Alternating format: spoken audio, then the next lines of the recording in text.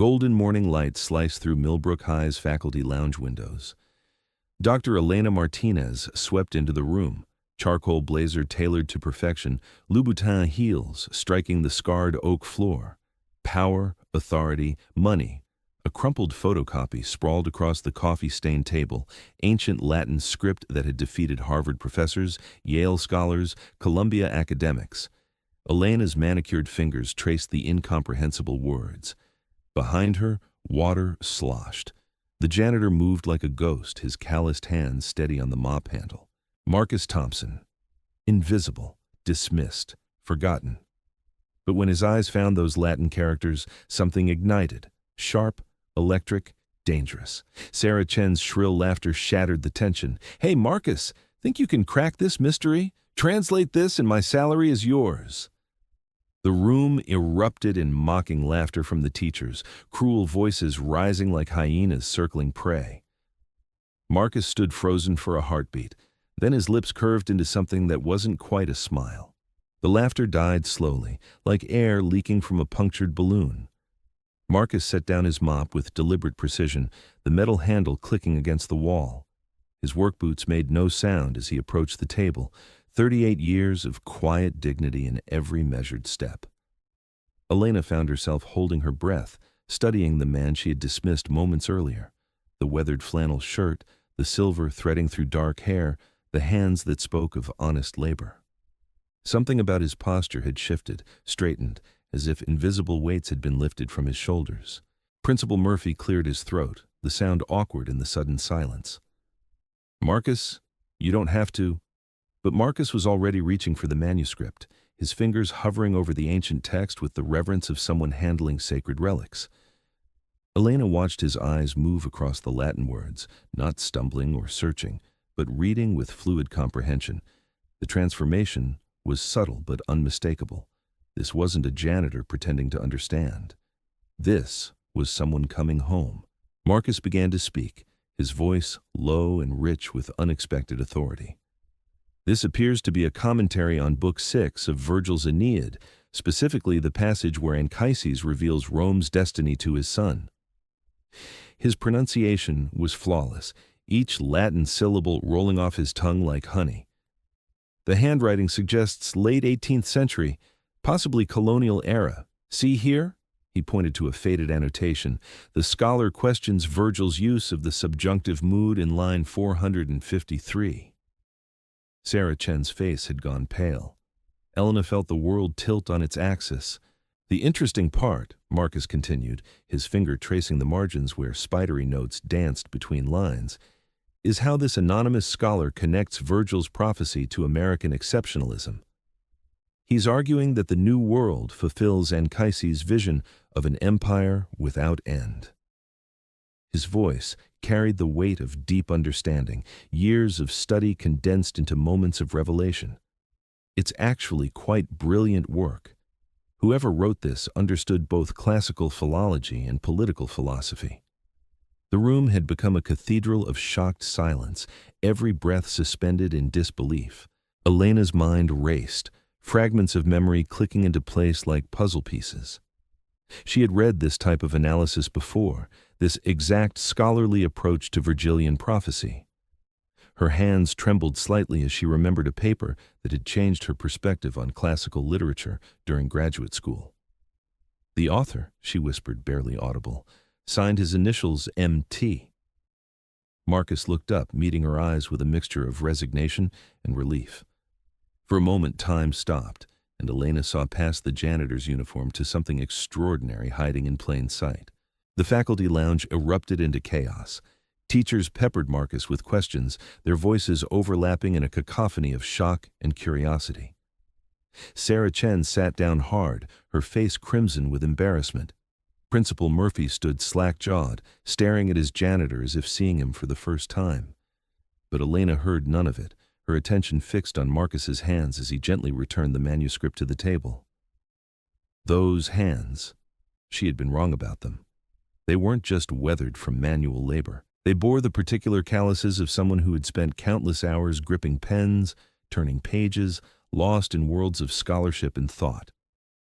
Marcus straightened slowly, the weight of exposure settling on his shoulders like an old coat. "If you'll excuse me," he said quietly, "I have floors to finish." He turned toward his forgotten mop, but Elena stepped forward, her voice cutting through the babble of amazed colleagues. "Wait." Her Louboutins clicked against the floor as she moved closer, her heart hammering against her ribs. "I know your work. Your analysis of prophetic voices in classical literature. You're the M. Thompson who wrote about Virgilian destiny and American identity." The admission hung between them like a bridge neither had expected to cross.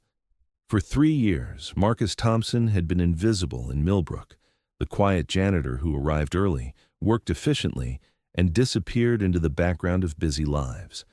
He lived in a modest ranch house on Elm Street with 8-year-old Emma, their world contained within routines of school runs, bedtime stories, and weekend trips to the library. The townspeople knew him as the widower who had lost his wife Sarah to cancer 4 years ago, the devoted father who never missed a parent-teacher conference or soccer game. They saw determination and kindness, but never suspected the mind that had once been groomed for academic greatness. What they could not see was the leather briefcase hidden in his bedroom closet, filled with unfinished research and abandoned dreams. Inside lay the remnants of a doctoral dissertation that would have earned him recognition in classical studies, pages that had been set aside when Sarah's illness demanded his complete attention. Harvard's doctoral program in classical philology had been his world once. Seminars on ancient texts, late-night debates about translation theory, the intoxicating pursuit of knowledge for its own sake. But when Sarah needed him, the choice had been simple. Love trumped ambition every time. Elena Martinez had arrived in Millbrook 6 weeks earlier, carrying her own wounds from Columbia University's cutthroat academic politics. A plagiarism scandal had destroyed her reputation overnight. Her colleague had stolen her research on linguistic patterns in ancient texts, then accused her of the very theft he had committed. With no way to prove her innocence, she had fled to this small Massachusetts town, hoping to rebuild her career at the community college level. Her rented condo on Maple Avenue was filled with boxes she had not yet unpacked, tangible reminders of a life she was still learning to leave behind. The irony was not lost on her that she had come here to escape academic judgment, only to find herself judging others. That morning's encounter with Marcus had shattered her assumptions about intelligence and worth, forcing her to confront her own prejudices. As she walked home that evening, her mind kept returning to the moment when recognition had flickered between them, two scholars who had chosen very different paths through the wilderness of broken dreams. The manuscript that had brought them together felt like more than coincidence. It felt like destiny knocking on her carefully constructed walls. 2 days later, Emma Thompson burst into the faculty lounge during Elena's lunch break, her unicorn backpack bouncing with 8-year-old energy. "Daddy forgot his thermos," she announced, holding up a dented metal container with obvious pride. Elena looked up from her sandwich, struck by the child's resemblance to Marcus. The same thoughtful eyes, the same quiet confidence that seemed too mature for her years. Emma studied Elena with unabashed curiosity, taking in the expensive clothes and carefully styled hair with the frank assessment only children could manage. "You're the professor who made Daddy upset yesterday," Emma said matter-of-factly, settling into a chair without invitation. Elena nearly choked on her coffee, unprepared for such directness. "He wasn't upset at you specifically," Emma continued, swinging her legs from the oversized chair. "He gets sad sometimes when people think he's not smart because of his job, but I told him you probably didn't know any better." The casual wisdom of the comment hit Elena like a physical blow, revealing the depth of pain her assumptions had caused. "Your father is very intelligent," Elena managed, setting down her cup with shaking hands. Emma nodded solemnly, as if this were the most obvious truth in the world. "He reads me stories in different languages. Greek myths are the best because he does all the voices, and he helps me with homework using big words that make me sound super smart at show and tell." The pride in her voice was unmistakable, pure and fierce in the way only a child's love could be. Elena found herself smiling despite the guilt gnawing at her chest. "What other languages does he speak?" Elena asked, genuinely curious. Emma's face lit up like Christmas morning. Oh, lots! He taught me to write my name in Greek letters, and he knows French and Spanish and German. Sometimes he talks to the maintenance guys in Spanish because they get lonely for home. She leaned forward conspiratorially. And he reads Latin like it's English. Daddy says dead languages aren't really dead if someone still loves them. The simple profundity of the statement left Elena speechless, recognizing in it the voice of a true scholar passed down to the next generation. Their conversation was interrupted by Marcus himself, appearing in the doorway with work gloves in hand and concern etched across his features. Emma, you can't just run off to bother. His words died when he saw Elena, the careful distance he had maintained since their confrontation evident in his posture. Emma hopped down from her chair, completely oblivious to the tension. Daddy, I brought your thermos, and Dr. Martinez was asking about your languages. I told her about the Greek stories and the Spanish guys, and that's enough, sweetheart, Marcus interrupted gently, his hand finding Emma's shoulder with practiced paternal guidance. He looked at Elena with guarded politeness, the mask of the invisible janitor sliding back into place. I apologize if she bothered you, Dr. Martinez. Emma doesn't understand boundaries yet. But Elena was shaking her head, rising from her chair with sudden urgency. She didn't bother me at all. Actually, I was hoping we could talk. About the manuscript, about your research. The words tumbled out before she could stop them, desperation bleeding through her composed facade. Marcus studied her for a long moment, weighing something behind his dark eyes. Emma looked between them with the intuitive understanding children possessed about adult emotions, sensing undercurrents she could not yet name.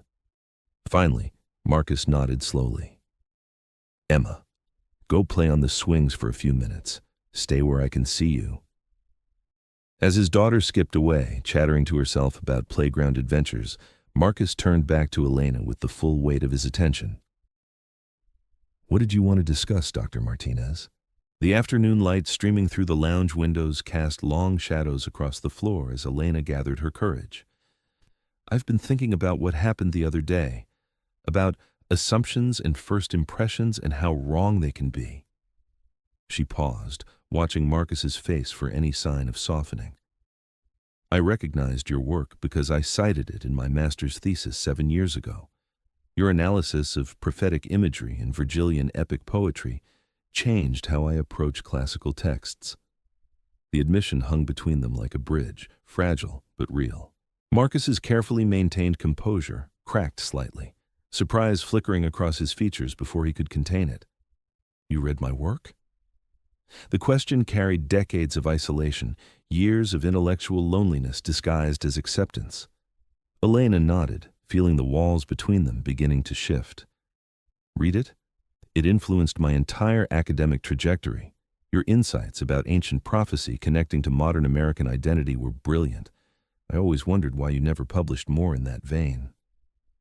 The unspoken question lingered. What had happened to the promising scholar whose work had illuminated her own path? Outside, Emma's laughter drifted through the open windows as she conquered monkey bars with determined concentration. Marcus glanced toward his daughter, his expression softening with love so profound it made Elena's chest ache. Life had other plans, he said simply, but the weight of sacrifice colored his words. Sarah got sick just as I was finishing my dissertation. The choice between academic success and being present for my family wasn't really a choice at all. He met Elena's eyes with quiet dignity. I've never regretted it, but I'd be lying if I said I didn't miss the work sometimes. What if, Elena began carefully, her heart racing with possibility, you didn't have to choose between them anymore? Marcus raised an eyebrow, curiosity replacing guardedness for the first time since their confrontation. Elena took a deep breath, the words spilling out in a rush of academic excitement. I'm working on a paper about educational accessibility in classical studies, how knowledge belongs to everyone, not just universities. Your perspective as someone who chose family over academia could be invaluable. We could collaborate, evenings, weekends, whenever works for you and Emma. The silence stretched between them, filled with unspoken possibilities and carefully guarded hopes. Through the window, Emma had discovered a caterpillar and was conducting a serious scientific examination, her small hands gentle as she observed its movement across a maple leaf. Marcus watched his daughter with the expression of a man who had learned to find the extraordinary in ordinary moments, beauty in simplicity, purpose in the small acts of daily love that built a life worth living. "Why?" he asked finally, his voice carefully neutral. "Why would an accomplished professor want to work with a janitor?" But Elena heard the real question underneath. Why would someone choose to see him as more than his circumstances suggested? She thought about her own journey, the scandal that had driven her here, the loneliness of being misunderstood. "Because intelligence isn't about titles or salaries," she said quietly, "and because I think we both know what it feels like to be underestimated." Marcus considered this, his gaze shifting between Elena and Emma, weighing possibilities against protecting the fragile peace they had built. "What kind of collaboration did you have in mind?" The question carried cautious interest, the first crack in armor built from years of necessary self-protection. Elena felt hope flutter in her chest like butterfly wings. "Equal partnership. Your insights, my academic connections. We could show the world that scholarship isn't confined to ivory towers, that sometimes the most profound understanding comes from those who've lived outside the system." 3 weeks later, Elena found herself sitting at Marcus's kitchen table on a Saturday evening, papers scattered between coffee cups and Emma's colored pencils. The house was modest but warm, filled with handmade artwork and photographs that spoke of a life built on love rather than luxury. Emma had claimed the corner of the table for her own project, illustrating a story about a princess who spoke to animals in their own languages, inspired by her father's linguistic abilities and her own boundless imagination. "The central thesis," Marcus was saying, his finger tracing lines of text on his laptop screen, "is that classical education shouldn't be a privilege reserved for the elite. These stories, these philosophical frameworks, they belong to anyone curious enough to embrace them." His passion was infectious, the quiet janitor transformed into the scholar he had always been beneath the surface. Elena watched him explain complex theoretical concepts with the same patience he used to help Emma with homework, recognizing a teacher's soul regardless of classroom walls. Their research had taken unexpected directions, exploring how immigrant communities used classical references to claim space in American discourse, how working-class readers found meaning in ancient texts that spoke to universal human experiences. Marcus's perspective as someone who existed between worlds, academic and blue-collar, privileged and struggling, brought depth Elena had never considered. Together, they were creating something neither could have achieved alone. Emma looked up from her drawing, a smudge of purple crayon on her cheek. "Are you guys going to be famous?" she asked with the casual confidence of someone who believed her father could accomplish anything. Elena and Marcus exchanged glances across the table, sharing a moment of amused understanding. "We're going to help people understand that learning belongs to everyone," Elena explained gently. "Even princesses who talk to animals." Emma nodded seriously, returning to her illustration with renewed purpose. The evening stretched pleasantly ahead of them, filled with the comfortable rhythm of shared work and Emma's cheerful chatter. Elena found herself studying the small details that made this house a home. Marcus's coffee mug with a chip in the handle, Emma's soccer cleats by the door, family photos where Sarah's absence was present in every carefully arranged frame. This was not the life she had planned when she entered academia, but it felt more real than anything she had known in the competitive halls of Columbia. As autumn deepened into winter, their collaboration grew into something approaching friendship. Elena began staying for dinner after their work sessions, learning to navigate Emma's strong opinions about vegetables and Marcus's patient negotiations about bedtime routines. She discovered that Marcus could cook with the same precision he brought to textual analysis, turning simple ingredients into meals that tasted like care made tangible. Emma appointed herself translator between the adult world and her own 8-year-old logic, bridging conversations with questions that cut to the heart of complex issues. One snowy evening in December, as Elena helped clear dishes while Emma practiced piano in the living room, Marcus broke their comfortable silence with unexpected words. "She likes you," he said quietly, nodding toward the music drifting from the other room. "Emma doesn't usually warm up to people this quickly." Elena felt something flutter in her chest, dangerous and wonderful. I like her too, she replied, meaning more than just the child. She's remarkable, like her father. Their eyes met across the kitchen, steam rising from the sink where Marcus washed dishes with the same methodical care he brought to everything else. For a moment, Elena allowed herself to imagine a different kind of future, not just as academic collaborators, but as something more personal and permanent. The thought terrified and thrilled her in equal measure. She had come to Millbrook to escape complications, not to create new ones. But standing in this warm kitchen, listening to Emma's halting rendition of Für Elise, Elena could not bring herself to regret the complications Marcus and his daughter had brought to her carefully ordered life. The moment was interrupted by Dr. Richard Pemberton's unexpected appearance at the front door. Elena heard the doorbell through Emma's music, followed by Marcus's surprised voice, greeting someone with stiff formality. She remained in the kitchen, instinctively understanding that this was a conversation she should not witness. But Pemberton's voice carried through the house, cultured and commanding, speaking of opportunities and wasted potential with the casual arrogance of someone accustomed to being obeyed. "Marcus, my boy," Pemberton was saying, his tone mixing affection with disappointment. "I've been hearing remarkable things about your recent work. Academic circles are buzzing about this collaboration with Dr. Martinez. Brilliant stuff, truly brilliant." Elena heard Emma's piano fall silent, then the soft pad of small feet moving toward the kitchen. The child appeared in the doorway, confusion written across her features. "Who's the fancy man talking to Daddy?" she whispered, instinctively lowering her voice in response to the tension radiating through the house. Elena knelt to Emma's level, offering what she hoped was a reassuring smile. "Someone your father used to know. Why don't you finish your song? It was sounding beautiful." But Emma shook her head, moving closer to Elena with the intuitive understanding children possessed about when adults needed protection. "Daddy gets upset when people talk about before Mommy died," she said quietly. "He thinks I don't notice, but his voice changes. Like it's changing now." From the living room, Pemberton's voice rose with academic enthusiasm. "Harvard is prepared to offer you a full research position, Marcus.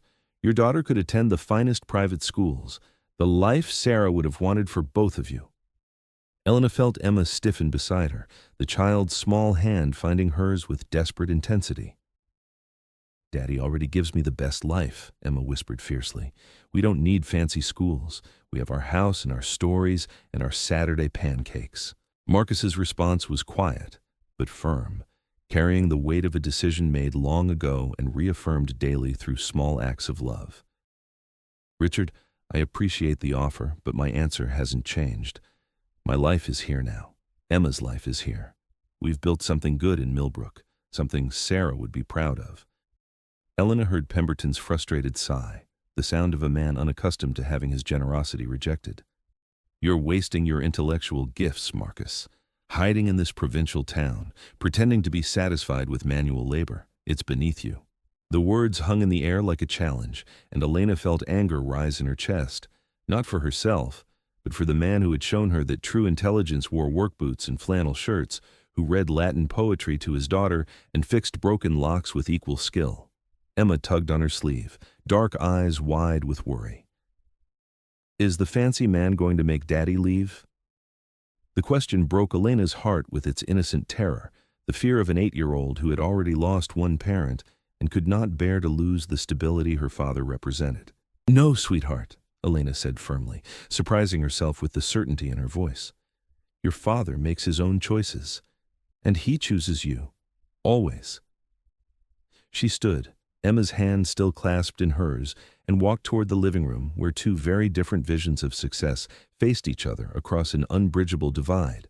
It was time to stop hiding in the kitchen and stand with the man who had taught her that courage sometimes looked like changing a diaper at 3 a.m. or reading the same bedtime story for the 100th time.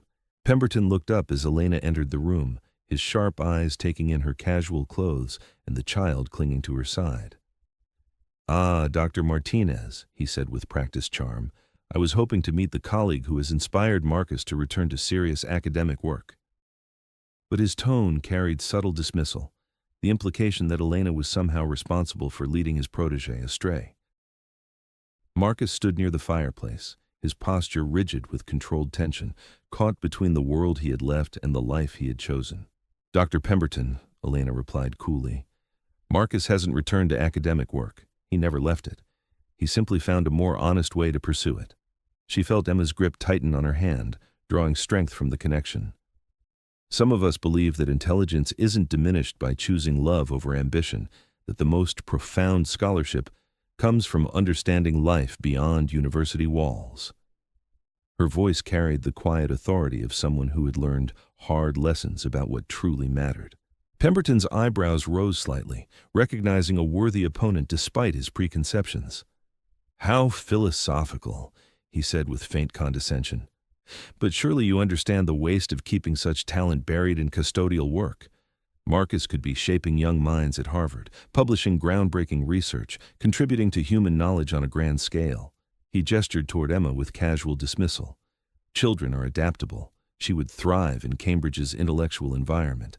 Emma stepped forward, her chin raised with unconscious mimicry of her father's dignity. "I don't want to adapt," she said clearly, her 8-year-old voice carrying surprising force.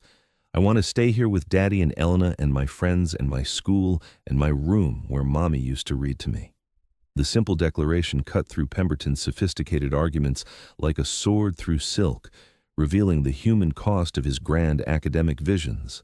Marcus moved to his daughter's side, his hand settling protectively on her shoulder. "There's your answer, Richard," he said quietly. "Emma's happiness matters more than my intellectual legacy. Sarah understood that. I wish you could too." Pemberton studied the tableau before him. The janitor scholar, the disgraced professor, and the fierce child who held them together, with the bewilderment of someone whose world consisted entirely of academic achievements and professional recognition. "Very well," Pemberton said finally, his tone mixing disappointment with resignation. "But the door remains open, Marcus. When you tire of this domestic experiment, Harvard will welcome you home." He gathered his coat with practiced efficiency, preparing to return to a world where worth was measured in publications and prestige. At the door, he paused, looking back with something approaching genuine concern. "Don't let sentiment blind you to opportunity, my boy. Sarah would want the best for both of you." After Pemberton left, the house settled into thoughtful silence. Emma curled up on the couch between Marcus and Elena, her head on her father's lap while her feet found Elena's knee with casual intimacy. "Is that man right?" she asked quietly. "Would Mommy want us to move to Harvard?" Marcus stroked his daughter's hair with infinite tenderness, his eyes distant with memory and love. "Mommy wanted us to be happy," he said simply. "She wanted us to choose people over positions, love over luxury. I think she'd be proud of the life we've built." Elena watched father and daughter together, struck by the profound bond that had sustained them through loss and uncertainty. She thought about her own journey, from the ambitious graduate student who had measured worth in degrees and publications, to the woman who now found meaning in Saturday morning pancakes and 8-year-old wisdom. "For what it's worth," she said softly, "I think your mother would be very proud of both of you." As winter melted into spring, their collaboration produced a paper that challenged fundamental assumptions about who deserved access to classical education. Democratizing Antiquity, Classical Studies Beyond the Academy argued that ancient wisdom belonged to anyone willing to engage with it, regardless of formal credentials or institutional affiliation. Marcus's perspective as someone who had chosen family over faculty positions brought authenticity to arguments that might otherwise seem merely theoretical. The paper was accepted by the Journal of Classical Education with enthusiastic reviews, lauding its fresh perspective on accessibility and inclusion in humanities scholarship. Elena felt pride swell in her chest as she read the acceptance letter aloud at Marcus's kitchen table, Emma cheering from her homework corner as if she understood the magnitude of their achievement. "Does this mean you're famous now?" Emma asked, bouncing with excitement.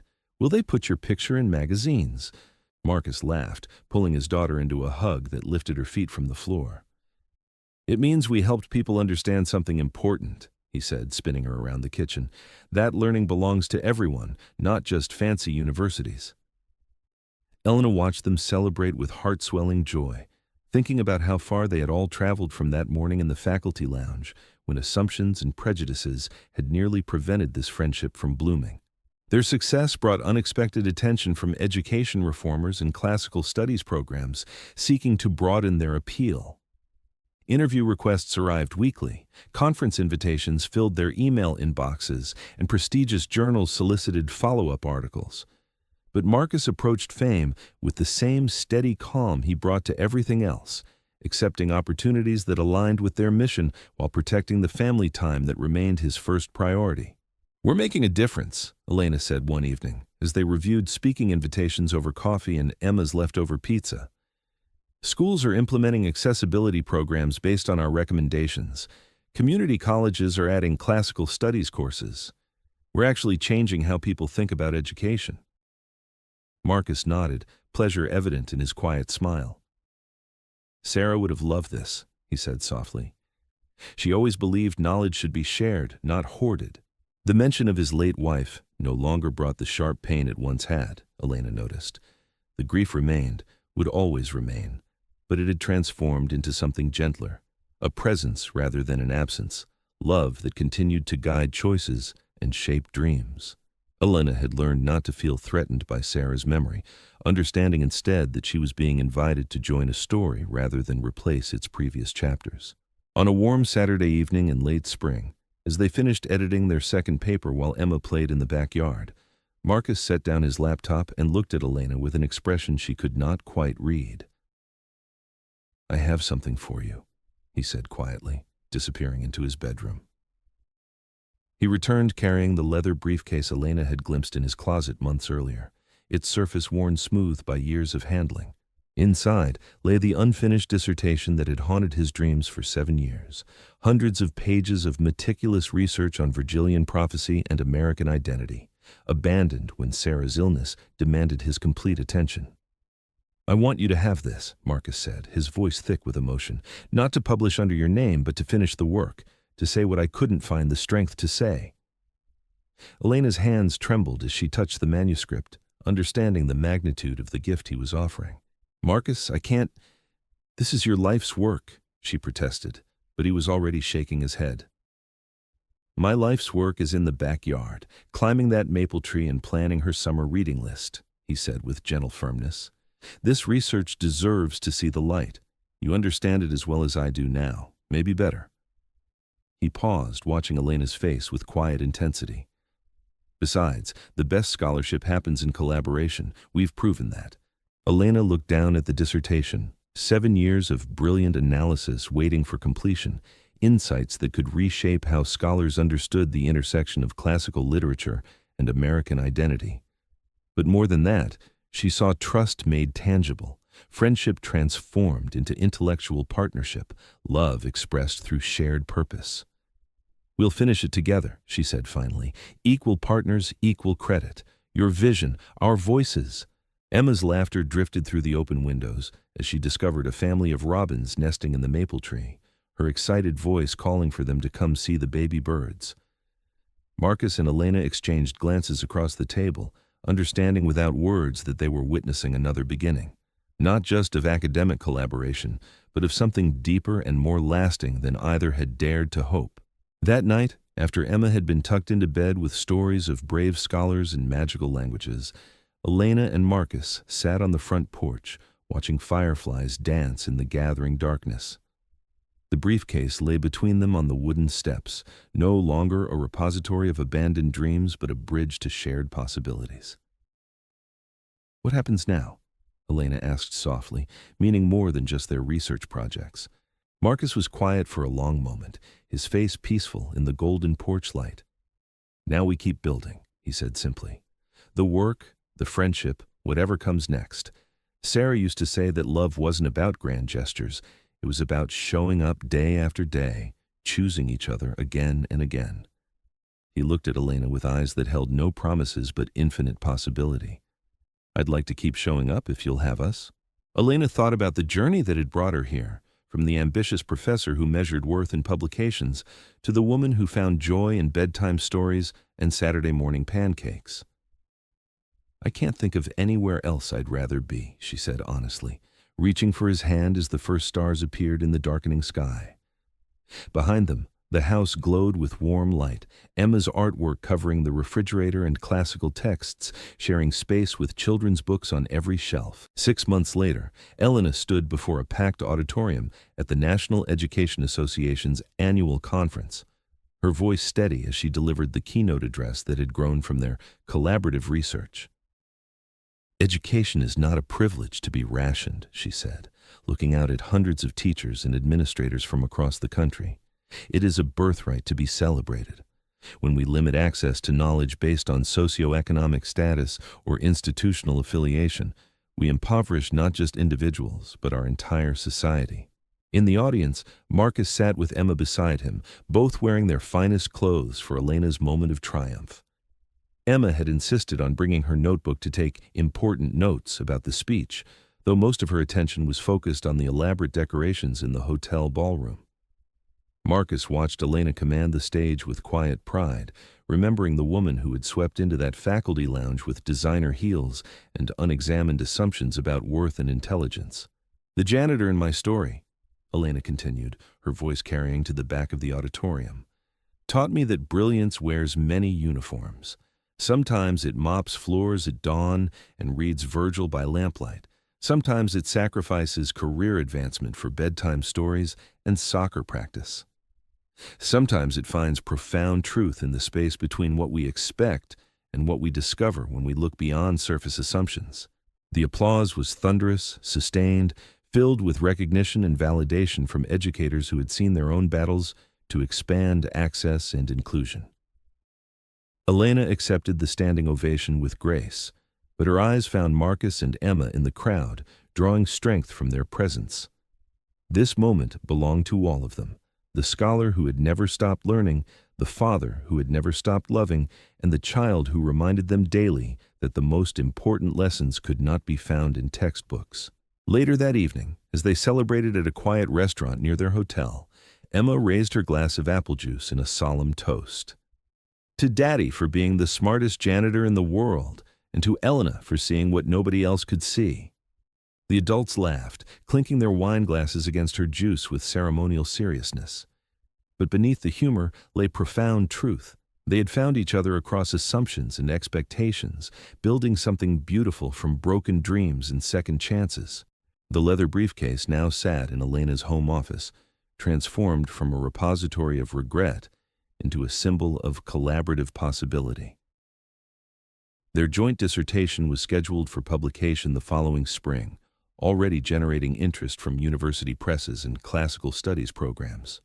But more important than professional success was the family they had become, not through blood or law, but through daily choices to see beyond surfaces, to value hearts over credentials, to believe that love could take as many forms as there were people brave enough to embrace its challenges. Marcus still worked as Millbrook High's janitor, but now his evenings were filled with guest lectures at the community college and mentoring sessions with first-generation college students. Elena had been offered a full professorship at 3 prestigious universities, but she had chosen to stay in Millbrook, teaching part-time and focusing on research that mattered more than research that impressed. Emma continued to be their bridge between worlds, the child who spoke multiple languages and helped immigrants feel welcome, who understood that intelligence came in many forms and that kindness was the most important curriculum of all. On quiet Sunday mornings, they could be found at Marcus's kitchen table, Elena grading papers while Marcus prepared lesson plans for his evening classes, Emma working on stories about princesses who spoke to animals in their native tongues. The ordinariness of these moments held extraordinary beauty, proving that the most profound transformations often happened not in dramatic revelations, but in the accumulated weight of small daily choices to see and be seen, to value and be valued, to love and be loved exactly as they were. As autumn returned to Millbrook, painting the maple trees in shades of gold and crimson, Elena reflected on the year that had changed everything. The woman who had once measured worth in designer labels and academic credentials now found her greatest joy in Emma's laughter and Marcus's quiet wisdom. She had learned that some of life's most important teachers wore janitors' uniforms, and some of its most profound lessons were written in the margins of abandoned dissertations and the spaces between what people appeared to be and who they actually were. The leather briefcase remained on Elena's desk, no longer filled with regret but with possibility.